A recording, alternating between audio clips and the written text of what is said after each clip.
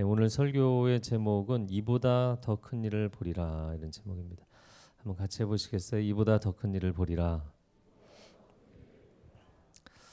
예수님이 빌립과 나다나엘을 만나시는 장면입니다. 43절 말씀 같이 읽겠습니다. 이튿날 예수께서 갈릴리로 나가려 하시다가 빌립을 만나 이르시되 나를 따르라 하시니. 요한복음 1장 후반부는 예수님이 첫 번째 제자들을 부르시는 장면입니다. 그래서 오늘 본문의 앞부분인 1장 35절에서 42절까지는 안드레와 요한을 제자로 부르시는 장면이고요. 그리고 오늘 본문에 이제 빌립을 만나십니다. 예수님이 갈릴리 호숫가로 가시다가 빌립을 만나셨는데 그를 만나자마자 나를 따르라, follow me 이렇게 콜링을 하셨어요. 나를 따르라 이 말씀은 예수님이 특별히 12제자를 부르실 때 사용하셨던 표현입니다. 그런데 안드레와 요한의 경우에는 아주 이른 나이에 세례 요한을 따라다니면서 경건 운동을 했고 메시아 대망 사상을 가지고 있었어요. 그러니까 굉장히 이른 나이부터 그 경건한 삶에 헌신을 했던 사람들이기 때문에 예수님의 제자로 콜링을 받은 것이 어떻게 보면 이해가 됩니다. 그러나 빌립은 좀 다른 종류의 사람이었어요. 그런데 어떻게 주님이 이렇게 한 번에 콜링을 하셨고 또 그 콜링에 한 번에 반응을 하게 되었을까? 의아한 부분이 있습니다. 자, 빌립은 이어지는 말씀에도 나오는 것처럼 그는 베세다 출신의 어부였어요. 그런데 어부라고 하기에는 머리가 굉장히 비상하고 계산도 빠른 사람이었습니다. 어떻게 빌립은 그런 인생이 되었을까? 그의 이름에 좀 추정할 만한 비밀이 있다고 생각이 됩니다. 이 필립이라는 이름이 헬라 제국을 세웠던 알렉산더 대왕의 부친의 이름이잖아요. 또 말을 좋아하는 이런 뜻을 갖고 있습니다. 그래서 그 역사적으로 알렉산더의 부친은 이제 필리포스 2세라고 부르는데 이 필립이라는 이름이 말을 사랑한다고 그랬잖아요. 실제 빌립 2세가 헤타이로이라는 엘리트 기병대를 만든 사람으로 아주 유명합니다. 그가 그렇게 했었던 것은 그 전에는 중앙아시아 쪽에서는 이제 워낙에 기마민족이고 기병대를 많이 사용했지만 이 유럽에서는 기병을 연락병 정도 수준으로 사용을 하던 때입니다. 유럽에서 최초로 기병대를 돌격 기병대로 만든, 그래서 전쟁에 있어서 가장 중추적인 역할을 하도록 만든 그런 왕이었습니다. 그리고 빌립 2세의 이런 중추적인 전쟁 수행을 미션으로 하는 기병대를 통해서 알렉산더가 큰 성과를 거두게 되었던 것이죠. 자, 그래서 빌립은 헬라적인 배경을 가진 1.5세였던 것으로 추정이 됩니다. 예수님께서 장정만 5천 명이 모여 있는 사람들 보시면서 제자들에게 너희가 먹을 것을 주어라 이렇게 말씀하신 적이 있잖아요. 이 제자들이 뭐 먹을 것을 구할 데도 없는데 너무나 황당해하고 있을 때 그때 빌립이 머리가 빠른 사람이기 때문에 이런 이야기를 합니다. 요한복음 6장 7절 읽어볼까요? 시작. 빌립이 대답하되 각 사람으로 조금씩 받게 할지라도 200데나리온의 떡이 부족하리이다. 네, 이 사람들 팥빵 하나씩만 입에 물려도 좋기 1,000만 원은 있어야 된다. 요즘 빵값이 한국 엄청 올랐잖아요. 네, 그래서 저희가 토요일 날 빵 찾는 것도 굉장히 쉽지 않은 상황이 됐는데 이 빌립의 경우에 계산기가 굉장히 빨리 돌아가는 사람이었어요. 또 한 가지 성경에 그 빌립에 관한 에피소드가 나옵니다. 예수님이 3년 공생의 사역을 마치시고 이제 내가 아버지께로 가게 됐다. 너희들도 내가 있는 곳으로 오게 될 것이다. 그런데 아버지께로 가는 유일한 길이 바로 나다. 이런 말씀을 하셨어요. 예수님으로서는 상당히 명시적인 이야기를 하신 겁니다. 그런데 빌립이 좀 답답했던 것 같아요. 그래서 빌립이 요한복음 14장 8절에 보면 이런 주장을 합니다. 같이 읽어볼까요? 빌립이 이르되 주여 아버지를 우리에게 보여주옵소서. 그리하면 족하겠나이다. 여러분 성경 전체에서 일관된 맥락, 유대인이라면 다 알 수 있는 것, 하나님은 영이십니다. 그리고 하나님을 자기의 눈으로 볼 자가 없어요. 보고 살아남을 자도 없고. 그런데 그 아버지를 내 눈에 보여달라는 거예요. 좀 속 시원하게 보여주면 좋지 않겠느냐. 여러분 이런 빌립의 주장을 보면 굉장히 이성적이고 합리적인 실증주의자라는 것을 알 수 있습니다. 제가 횟수를 다시 생각해 보니까 한 17년, 18년 정도 성경 통독 사역을 했어요. 그런데 성경 통독을 하다 보면 성경이 읽는 대로 그냥 믿어지는 분들이 있고 의문이 계속 생기고 자기 질문에 대한 답을 얻지 못하면 진도가 나가기 어려운 분들이 있어요. 빌립처럼 내 눈으로 하나님을 내가 봐야겠다 이야기하는 사람들, 계산이 상당히 빠르고 실증을 해봐야 되는 사람들. 그런데 그 기질과 성품을 누가 주셨는가? 하나님이 주셨어요. 그래서 하나님께서 빌립과 같은 그런 질문 또 몸부림에 대해서 다 받아주신다는 것을 알아야 됩니다. 제가 그 사역을 하면서 사실 강의 때마다 통독 사역을 할 때 하는 이야기가 있습니다. 모든 질문은 좋은 질문이다. 왜냐하면 질문을 해야 질문에 대한 답이 생기는 거잖아요. 근데 사람에게 질문하면 사람의 답을 얻겠지만 하나님께 질문하면 하나님의 답을 얻게 되는 줄로 믿습니다. 아멘이신가요? 네. 비를 맞고 오셨는지 다들 기운이 없어요. 제가 그 성경 통독 사역할 때 매주 조장들을 통해서 궁금하신 게 있으면 질문이 있으면 질문을 하시라고 이렇게 얘기를 합니다. 그런데 처음에는 사역 초창기에는 그런 분들이 계시더라고요. 조장님들이 나서서 조 카톡방에 목사님 바쁘시니까 우리 조는 질문하지 않겠다. 아니 질문을 하시라고 얘기를 했는데 조장님들이 아예 질문을 못하게 막는 경우도 있더라고요. 여러분 하나님 앞에 질문하고 하나님의 응답을 듣는 축복이 있기를 바랍니다. 제가 빌립을 보니까 굉장히 이성적이고 합리적이고 실증주의적인 사람이란 말이죠. 그런데 예수님께서 나를 따르라 이 한 말씀을 하셨다고 어떻게 그냥 따라갔는가? 그게 어떻게 가능했는가? 빌립처럼 생각이 많은 분들이 있잖아요. 고뇌하는 지식인으로 살아가는 분들이 계실 겁니다. 저는 그런 분들에게 권면드리고 싶은 것은 여러분의 그 많은 생각이 찻잔 속의 태풍으로 끝나지 않아야 된다는 거예요. 예수님을 만나서 여러분의 그 생각에 해답을 얻게 되기를 축복합니다.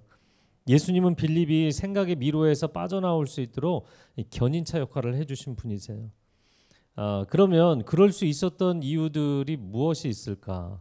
제가 예전에 열두사도 책 쓰려고 열두사도 공부 한참 많이 한 적이 있다고 했잖아요.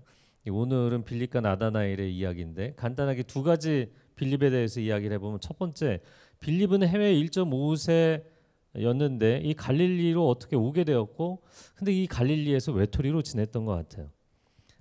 오늘 본문에서도 이제 시몬과 안드레 같은 동양 베세다 출신이다. 그러면 야고보, 요한도 다 아는 사람들이에요. 근데 성경에 보면 이들이 함께 다녔다는 얘기가 없어요. 제가 이번에 오이타의 신중한 선교사님 평소에도 알고 지내고 또 사랑하고 존경하는 분인데 이번에 어린 시절 이야기를 좀 들었어요. 어릴 적에 일본에 사시면서 일본 애들한테 그렇게 학교에서 왕따를 많이 당했다고 그러시더라고요. 그런데 한국에 또 중고등학교 시절에 와서 학교를 다니게 됐는데 또 한국에 오니까 한국말이 좀 서투르고 또 일본 그 무슨 학용품이나 이런 거 갖고 다닌다고 또 애들이 왕따를 시키고 그러니까 완전히 한국 사람이라고 얘기할 수도 없고 완전히 일본 사람이라고 얘기할 수도 없고 중간에 애매한 상황인 거죠. 근데 하나님께서 인격적으로 만나 주셔서 그 부르심을 받게 되고 일본의 선교사로 보냄을 받게 된 거예요. 여러분 빌립이라는 사람이 문화적으로 색깔이 다른 거예요. 이 본토 출신의 사람들하고 색깔이 너무 다르고 또 상당히 지적인 사람이고 그러니까 어촌 마을에서 어부로 살고는 있지만 다른 어부들과 색깔이 다르니까 외톨이로 지냈던 것 같아요. 제가 요즘 시대를 보면 우리 성도님들 가운데도 또 자녀들 가운데도 일찍부터 이민이나 유학 생활을 해서 그렇게 생활을 하다가 한참을 지내다가 돌아오시는 분들이 있습니다. 그럼 완전히 한국 사람도 아니고 완전히 외국 사람도 아닌 이 정체성의 혼란을 겪는 분들이 상당히 많습니다. 그런 분들에게는 세 가지 자기 정체성을 가져야 된다 이렇게 말씀을 드리고 싶어요. 첫 번째 저를 따라해 보세요. 나는 한국인이다. 네, 이거는 뭐 너무나 분명하죠. 이 혈통상으로 나는 한국인이다. 두 번째 따라해 보세요. 나는 세계인이다. 네, 뭐 글로벌 시대적으로 우리는 세계인입니다. 그러니까 어디 가서 살든 여러분이 뭐 상하이에 살고 있으면 나는 상하이 사람이다. 나는 LA 살고 있으면 LA 사람이다. 이렇게 생각하시면 되는 거예요. 세 번째 저를 따라해보세요. 나는 그리스도인이다. 이게 아주 근본적인 자기 정체성이죠. 여러분, 나는 한국 사람이고 나는 세계인이고 가장 중요한 것은 나는 하나님의 사람입니다. 이 정체성이 명확하면 어디에 가 있든지 하나님의 자녀로서의 담대함과 평안이 있을 줄로 믿습니다. 자, 두 번째, 빌립은 마음속에 메시아에 대한 갈망이 있었어요. 그가 해외에서 살다가 경제적인 어려움 때문에 갈릴리로 다시 오게 된 것인지, 아니면 이 지역에 조상으로부터의 유업이 있기 때문에 이곳으로 다시 돌아오게 됐는지는 명확하지 않아요. 하지만 빌립이 나다나엘에게 다가가서 이야기하는 장면, 오늘 본문에 이어지는 말씀을 보면 그가 해외에서 살았던 만큼 이 이스라엘에 대한 애정이 있었고, 또 하나님께서 이 민족에게 이 시대에 주시는 그 소망, 메시아에 대한 갈망이 있었다는 것을 알 수가 있습니다. 그런 빌립의 외로움과 갈망을 예수님이 정확하게 보셨던 것이고 그를 콜링하셨던 것입니다. 제가 예수님을 만나고 나서 정말 감사했던 것 중에 하나는 그분이 나를 생각의 미로에서 건져주셨다는 것. 이게 얼마나 감사한 일이었는지 몰라요. 내향적이고 우울 기질이 많으니까 늘 생각이 많은데 생각의 미로에 갇혀 있는 거예요. 생각의 늪에 빠져 있는 거예요. 아무리 생각을 많이 한들 뭐 하겠어요. 이게 머릿속에서 꼬이기만 하고 답답하죠.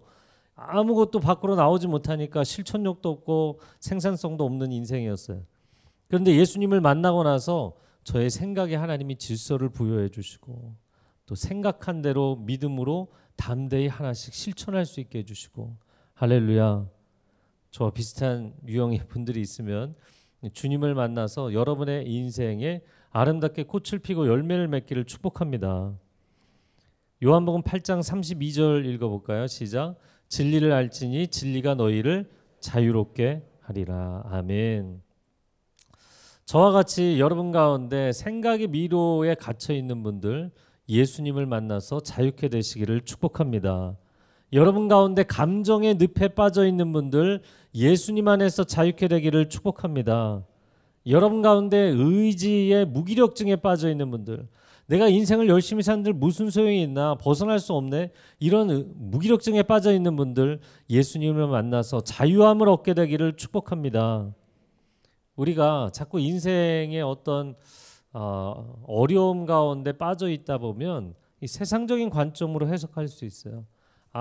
이것은 내 인생의 지적인 한계구나, 아니면 내 감정의 상처 때문이구나, 의지의 결핍 때문이구나. 표면적으로는 그렇습니다. 그러나 사실 이면에 보면 사탄이 당신의 인격을 마비시키려고 공격하는 거예요. 여러분, 우리의 인격이 살아나고 우리의 영혼이 살아나면 누가 피곤해져요? 사탄이 피곤해지거든요. 저는 여러분의 인격과 여러분의 영혼, 여러분의 인생이 예수 그리스도 안에서 충만하게 살아나기를 축복합니다. 예수님을 만나면 생각의 질서가 생깁니다. 또 우리 마음 가운데 평안이 임하고 의지의 거룩이 충만해집니다. 예수님, 나의 내면 가운데 찾아와 주시어서 나의 영혼, 나의 인격을 자유케 하여 주시옵소서. 그래서 예수 그리스도의 복음은 우리를 자유케 하시는 복음이에요. 로마서 8장 1절과 2절 말씀 같이 읽겠습니다. 시작. 그러므로 그리스도 예수 안에 있는 자에게는 결코 정죄함이 없나니 이는 그리스도 예수 안에 있는 생명의 성령의 법이 죄와 사망의 법에서 너를 해방하였습니다. 어떻게 하셨다고요? 해방하셨다. 네, 우리를 자유케 하시는 복음. 여러분, 죄에 눌려 있거나 세상의 어둠에 눌려 있거나 절망과 우울에 눌려 있지 아니하고 복음 안에서 자유하시기를 바랍니다. 44절과 5절 말씀 읽겠습니다. 빌립은 안드레와 베드로와 한 동네 벳세다 사람이라. 빌립이 나다나엘을 찾아 이르되 모세가 율법에 기록하였고 여러 선지자가 기록한 그 일을 우리가 만났으니 요셉의 아들 나사렛 예수니라. 모세가 기록했고 선지자들이 기록했던 바로 그분 메시아 그리스도를 만났다. 그런데 그분이 나사렛 출신의 예수님이다. 제가 이렇게 상상을 해보면 빌립이라는 사람이 예수님을 그렇게 소개하면서도 자기가 자기 자신이 스스로 좀 놀라울 것 같아요. 왜냐하면 이 사람 실증을 해야 되는 사람이잖아요. 지금 예수님을 만난 지 하루밖에 안 됐는데 내가 이분을 완전히 검증을 한 것도 아니고 이분에 대해서 뭐 팩트 체크를 다 해본 것도 아니잖아요. 그럼에도 불구하고 예수님 바로 이분이시다라고 자기의 친구에게 소개를 하고 있단 말이죠. 어떻게 그럴 수 있었는가? 왜냐하면 내가 예수님이라는 분을 개인적으로 인격적으로 만났기 때문이에요. 이게 중요합니다. 세상의 최고의 지성인 지식인이라 할지라도 예수님을 인격적으로 만나면 논리나 설명이 필요하지 않은 포인트에 이르게 돼 있어요. 예수님을 부인할 수 없고 예수님을 전하지 않을 수 없는 상태가 되게 돼 있습니다. 그래서 성경에 보면 예수님을 만난 사람들은 사회적인 뭐 지위 고하를 막론하고 남녀노소를 막론하고 다 변했어요. 생각이 변하고 관점이 변하고 인생의 존재 의미가 변했어요. 수가성 여인도 변했고 여리고의 세리장 삭개오도 변하게 됐고 사내들인 공회원이었던 니고데모도 변하게 됐습니다. 여러분 예수님을 만나면 변하지 않을 인생이 없는 줄로 믿습니다. 그러므로 빌립 같은 실용주의자들을 만나면 저는 사실 논리적으로 신앙에 대해서 하나님에 대해서 원하시는 거 설명을 해드려요. 그러나 그렇게 한다고 해서 그분이 하나님을 만난다는 보장은 없어요. 다만 하나님께 한 걸음 다가올 수 있는 접촉점을 제시해드리는 거예요. 결국에는 그 사람이 주님을 1대1로 만나야 돼요. 그 만남의 사건이 일어나야 변화가 되는 것입니다. 내 영혼의 아버지 되시는 하나님이 얼마나 나를 오래도록 기다리셨는지, 얼마나 나를 사랑하시는지 그 하나님을 1대1로 만나야 돼요. 내 영혼의 구원자 되시는 예수님이 얼마나 나를 긍휼히 여기시는지, 죄와 사망의 권세로부터 나를 얼마나 해방시켜 주기를 원하시는지 그 예수님, 그 좋으신 예수님을 1대1로 만나야 합니다. 여러분 우리가 신앙생활을 이렇게 오랫동안 하지만 왜 나는 나만의 골방에서 나만의 세계에서 세상의 우울과 근심과 걱정을 다 등에 지고 어깨에 지고 그렇게 살아가는가? 예수님을 알기는 아는데 먼 발치에서만 보고 있는 거예요. 인생의 고민, 신앙의 고민은 나 혼자 하고 있는 거예요. 아니요. 여러분 예수님께 다가가서 예수님을 대면하여 1대1로 만나는 축복이 있기를 바랍니다. 그러면 거기서부터 인생과 신앙이 달라지는 것입니다. 자, 이어지는 46절 같이 읽어보겠습니다. 시작. 나다나엘이 이르되 나사렛에서 무슨 선한 것이 날 수 있느냐? 빌립이 이르되 와서 보라 하니라. 자, 나다나엘에 대해서도 소개를 해야 되는데 시간이 뭐 많지는 않으니까 예수님의 12사도들 중에서 나다나엘은 바돌로메와 동일인으로 여겨지는 사람입니다. 성경에 워낙 이름이 많은 사람들이 많잖아요. 그런데 나다나엘의 또 다른 이름, 예수님의 12제자를 소개할 때는 바돌로메라고 등장을 하는데 이 빌립과 바돌로메가 같이 등장하는 것으로 봐서 빌립이 전도했던 나다나엘로 추정을 합니다. 그런데 바돌로메라는 그 말은 돌로메의 아들이라는 뜻이기 때문에 본명이 아니에요. 그래서 바돌로메의 본명은 나다나엘이라고 생각하는 것이죠. 나다나엘의 이름의 뜻은 하나님의 선물입니다. 네이선, 나단이라는 말이 선물이라는 뜻이에요. 그래서 하나님의 선물이라는 뜻입니다. 그러니까 아주 어려서부터 경건한 집안에 경건한 부모님을 두고 태어난 이 나다나엘은 하나님의 뜻에 대해서 고민하고 그렇게 인생을 살아왔던 것 같아요.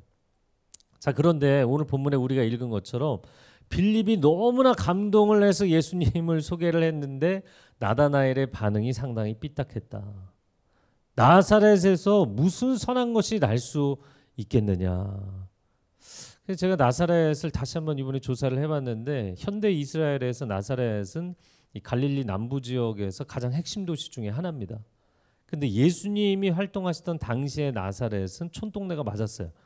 그 당시에는 그다지 왕래가 많지 않고 고립되어 있는 시골 동네였습니다. 뭐 그러니까 그렇게 무시하는 말을 할 수도 있었겠다 싶어요. 하지만 성경적인 맥락을 보면 그렇게 말할 수 없는 거예요. 요한복음 21장 2절에 보면 나다나엘에 대해서 어떻게 소개를 하냐면 갈릴리 가나 출신이었다 이렇게 얘기합니다. 여러분 가나의 혼인잔치 아시잖아요. 그러니까 자기도 똑같은 갈릴리 촌동네 출신이에요. 상황이 다르지 않단 말이에요. 그럼 왜 이런 발언을 했는가? 상당히 자조적인 발언을 했던 것이죠. 그러니까 거의 빌립과 비슷한 이유였다고 보입니다. 홀로 이 갈릴리의 촌동네에서 하나님 앞에 경건의 노력과 경건의 고민을 했지만 시대에 해답이 없는 거예요. 이곳에 해답이 없어요. 이 시대에 해답을 찾을 수가 없는 거예요. 그래서 나름 고민하고 노력하고 하나님 앞에 몸부림을 쳤지만 영적인 냉담에 빠져 있었던 것으로 보입니다. 제가 신앙 위인들 중에서 가장 존경하는 인물이 조지 휘필드입니다. 이분은 19세기 말 20세기에 영국과 미국, 유럽에 엄청난 대부흥을 일으켰던 부흥 사역자였어요. 그런데 자신의 젊은 시절을 이렇게 고백합니다. 20대 초반 때 국교회, 영국 국교회 교도였을 때 사순절이 되면 딱딱한 빵 한 조각과 쓴 차를 마시고 그리고 추운 바깥에 나가서 엎드려서 하나님 앞에 기도하는 그런 경건의 노력을 다했던 사람이에요. 하지만 예수 그리스도께서 나의 모든 죄를 사하여 주셨다는 그 죄사함의 영적인 기쁨과 해방을 전혀 누리지 못했어요. 종교적인 열심일 뿐이었죠. 그런데 그가 개인적으로 병이 들어서 자기 고향에 와서 좀 쉬는 시간을 갖게 됩니다. 그때 집에 있는 에베소서 강해서를 읽고 나서 그 에베소서 1장, 2장, 3장 복음에 대한 설명이 쫙 나오는데 죄와 사망의 권세에 눌려있던 나를 건져내 주셔서 하나님께서 나를 하나님의 자녀 삼아 주신 것이 은혜이구나. 이거를 이 복음을 깨닫게 됩니다. 그때 자신의 영적인 체험을 뭐라고 고백하냐면 예수 그리스도께서 내 영혼을 지옥의 밑바닥에서부터 건져내셔서 저 천상의 하나님 보좌까지 끌어올려 주시는 놀라운 체험을 하였다. 할렐루야. 성도 여러분, 종교적인 노력으로 여러분의 영혼이 자유함을 얻을 수 없어요. 우리가 복음의 엔진을 달고 성령의 바람을 타고 하나님의 은혜의 창공을 비상하는 신앙이 될 수 있기를 축복합니다.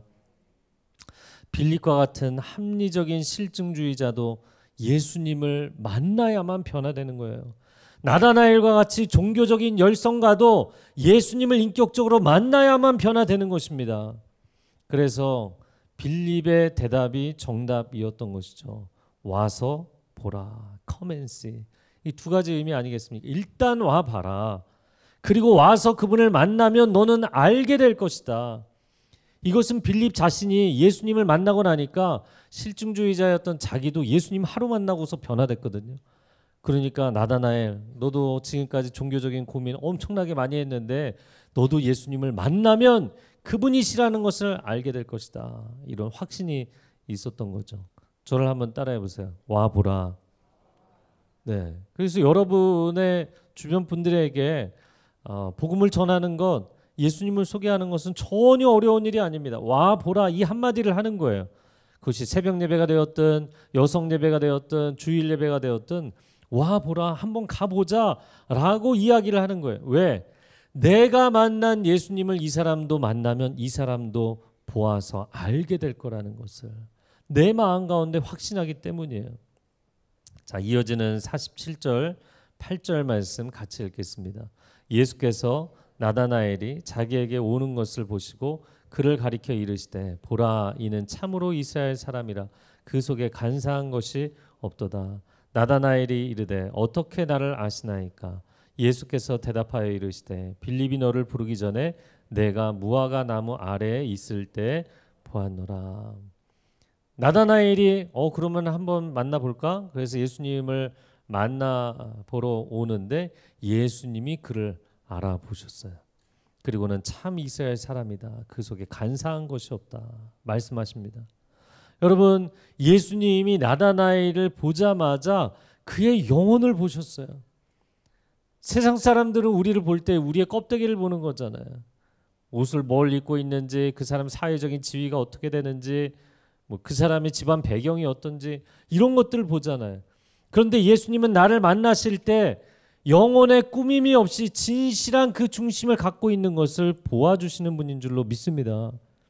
나다나엘이 얼마나 속으로 기뻤겠어요. 나를 알아봐 주시는 분이 있구나. 속으로 굉장히 기쁘면서도 굉장히 죄송하고 부끄러웠을 것 같아요. 왜냐하면 예수님은 내 안에 있는 좋은 부분을 봐주셨는데 사실 나는 빌립하고 이야기할 때 예수님을 겉으로 판단했잖아요. 나사렛에서 무슨 선한 게 나올 수 있겠어. 자기도 갈릴리 촌동네 출신이면서 이 땅에는 소망이 없다. 이 지역에는 소망이 없다. 이런 얘기했던 거잖아요. 여러분 오늘날 우리가 신앙생활하면서 비슷한 상황입니다. 교회가 세상에 비난을 많이 받는 시대가 됐잖아요. 이제 그런 시대에 살다 보니까 내 영혼 안에 갈급함이 있어요. 인생에 대해서 이 세상에 대해서 갖고 있는 궁금증을 하나님으로부터 응답을 받고 싶은 마음도 있어요. 그런데 우리 마음 가운데 나다나엘 같은 이야기를 하는 겁니다. 교회에서 무슨 선한 것이 날 수 있느냐. 내가 교회에서 무슨 선한 것을 기대할 수 있느냐. 이렇게 이야기를 하는 거예요. 여러분 그런 분들이 있다면 나다나엘의 심리를 갖고 있는 것이죠. 제가 어제 강화도의 중고등부 캠프에 가서 딱 1시간밖에 안 되긴 했지만 아이들이 질문하고 싶은 거 질문하고 제가 다 답변하고 그런 시간을 가졌습니다. 좋은 시간이었다고 저는 믿습니다. 네. 애들도 그렇게 생각하기를. 그런데 안타까운 것은 요즘 대학생들, 청년들, 청소년들을 보면서 두 가지 심리 상태인 거예요. 한 가지는 여러분 이 시대가 물질주의 시대가 되고 워낙 쾌락주의 시대가 되니까 아주 어린 아이들부터 세상에 대해서 허무함을 느끼기 시작해요. 여러분 인생의 허무함을 느끼는 게 사실 우리 세대는 훨씬 좀 인생을 살다가 느꼈는데 요즘 아이들은 굉장히 빨리 느낍니다. 인생이 허무한 거예요. 제가 왜 살아야 되는지 모르겠어요. 이런 이야기를 하는 청소년들, 청년들이 너무나 많습니다. 우울증에 빠지고 불안증에 빠지고 공황장애에 빠지고. 그래서 그런 문제를 겪으면서 하나님 내 인생의 해답을 알고 싶습니다. 왜 하나님이 나를 세상에 보내셨는지 알고 싶습니다. 세상이 왜 이렇게 부조리하게 돌아가는지 이유를 알고 싶습니다. 그런 마음이 있어요. 한편에 그게 있다고요. 그런데 또 한편으로 뭐라고 이야기를 해? 교회에서 무슨 선한 걸 기대할 수 있겠어. 그리고 성경에 대한 믿음이 없는 거예요. 과학주의 시대인데 창세기 1장을 내가 어떻게 믿을 수 있겠어? 창조를 내가 어떻게 믿을 수 있겠어? 내 영혼의 가장 근원적인 치유자가 되실 수 있는 분은 하나님 한 분이신데 그 하나님은 계속 밀어내면서 그런데 한편으로는 하나님 답을 알고 싶어요. 하나님 제 인생의 해답을 얻고 싶어요. 이 이야기를 하고 있는 거예요. 그런 젊은이들을 볼 때 너무너무 안타까운 것입니다. 여러분 나다나엘이 예수님께서 너는 속에 간사한 것이 없다. 참 이스라엘 사람이다. 이렇게 말씀을 해주시니까 나다나엘이 부정하지 않았어요. 저를 어떻게 아십니까? 이렇게 긍정을 했단 말이죠. 그랬더니 예수님께서 내가 무화과 나무 아래에 있을 때 내가 너를 보았다. 무화과 나무는 이스라엘 사람들에게는 이스라엘을 상징하는 나무 중에 하나입니다. 그리고 당시에 무화과 나무 아래에서 랍비들이 제자들을 앉혀놓고 성경 공부하고 함께 기도하고 그랬기 때문에 무화과 나무 아래에 있었다라는 이 표현은 그가 홀로 말씀을 묵상하고 기도하고 그런 시간을 가졌던, 내가 너의 인생을 알고 있다. 이 허무한 세상, 죄 많은 세상, 해답이 없는 이 시대를 보며 안타까워하며 하나님 앞에 몸부림치던 그 시간을 내가 알고 있다. 이 말씀을 하신 거예요. 여러분 그런데 나다나엘은 그런 시간을 가지기는 했지만 결국에는 해답을 얻지 못하고 냉담에 빠지게 됐잖아요. 그리고는 자조적이고 삐딱한 말을 하는 사람이 되었단 말이죠. 그런데 참 감사한 것은 예수님께서 그런 나다나엘을 만나셔서 너 인생 그렇게 살면 안 되지 이렇게 얘기하지 않으셨다고요. 네, 저 혼자 즐거워하는데 너가 빌립하고 얘기할 때 내가 다 알고 있거든. 이렇게 얘기하지 않으시고 그의 좋은 점을 얘기해 주셨다는 거. 너 그렇게 세상 바라보면 안 된다. 너 인생 그렇게 비판적으로 생각하면 안 된다. 이렇게 말씀하지 않으시고 그의 선한 마음, 좋은 마음, 하나님에 대한 열심, 그가 하나님 앞에 엎드려 고민했던 시간들 하나님이 다 알고 계시다. 이 얘기를 해주신 게 얼마나 감사해요. 예수님이 나다나엘을 따뜻하게 맞이해 주시고 그리고 그를 격려해 주신 것이죠. 그러면서 이제는 내가 너를 만났으니 너의 인생에 새로운 시작이 이루어질 것이다. 할렐루야. 여러분, 우리 모두가 신앙의 고민이 있고 인생의 고민이 있지만 예수님을 1대1로 대면하는 이 만남의 역사가 일어나면 우리의 인생이 새로워질 줄로 믿습니다. 49절에서 51절까지 말씀 같이 읽어볼까요? 시작. 나다나엘이 대답하되 랍비여 당신은 하나님의 아들이시오 당신은 이스라엘의 임금이로소이다. 예수께서 대답하여 이르시되 내가 너를 무화과 나무 아래에서 보았다 함으로 믿느냐 이보다 더 큰 일을 보리라. 또 이르시되 진실로 진실로 너희에게 이르노니 하늘이 열리고 하나님의 사자들이 인자 위에 오르락 내리락 하는 것을 보리라 하시니라. 나다나엘은 예수님이 자신을 알아주시자 자신도 예수님이 누구인지를 알게 됩니다. 정말 커맨시 와서 그냥 그분을 만났는데 알게 된 거예요. 보게 된 거예요. 그런데 예수님께서 이보다 더 큰 일을 보리라. 저를 한번 따라해주세요. 이보다 더 큰 일을 보리라. 그렇게 이것 가지고 놀랄 것이 없다. 이건 시작에 불과하다. 이런 말씀을 하신 거예요. 그런데 제가 이 말씀을 묵상하면서 이상한 거예요. 예수님을 만나는 것보다 세상에 인생에 더 큰 일이 어디 있나요? 이게 가장 큰 일이잖아요. 가장 큰 사건이잖아요. 근데 예수님께서 앞으로 더 큰 일을 보게 될 것이다 말씀하시면서 인자 위에 하나님의 사자들 천사들이 천상과 지상을 오르락 내리락 하는 것을 보게 될 것이다 이 말씀을 하셨어요. 여러분, 예수 그리스도께서 하늘과 땅을 연결하는 하나님과 사람을 연결하는 유일한 구원의 길이 되시는 줄로 믿습니다. 예수님을 만나게 된 사건이 가장 놀라운 사건일 뿐만 아니라 그 예수님이 전해져서 영혼들이 주께로 돌아오고 하늘문이 열리고 이 땅에 있는 사람들이 하나님의 나라로 들어가게 되는 것을 보는 역사. 여러분, 그러한 역사가 앞으로 우리의 삶 가운데 체험될 줄로 믿습니다. 이 시간 함께 기도하겠습니다. 우리가 두 손을 모아 기도할 때 사랑하는 주님, 인생의 40대가 되고 50대가 되고 60대가 되었는데 여전히 나는 누구인가? 이 세상 한가운데, 이 물질로 가득한 세상 한가운데 나는 과연 어떤 존재인가? 나의 존재의 의미에 대해서 때로는 회의를 느끼고